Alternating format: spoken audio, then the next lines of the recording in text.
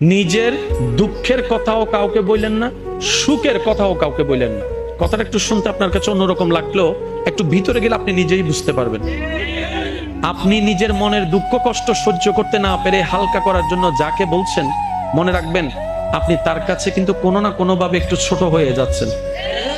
এমনও হতে পারে আপনার দুঃখের সে কথাগুলা আপনার সামনে অভিনয় করে যে আপনাকে বুঝ দিয়েছে, সে পিছনে আপনার সেই দুঃখের কথা নিয়ে হাসি ঠাট্টা করতেও দ্বিধাবোধ করে না, এমন অনেক মানুষ আছে।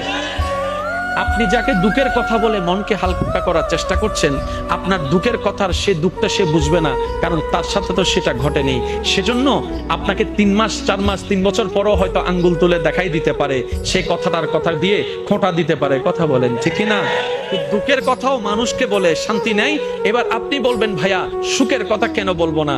আমি বলি কি ভাই, দুঃখের কথা শোনালে যেরকম মানুষ দাম দেয় না, সুখের কথা শোনালে মানুষ বদনজর লাগাইয়া সেটাও নষ্ট করে দেয়।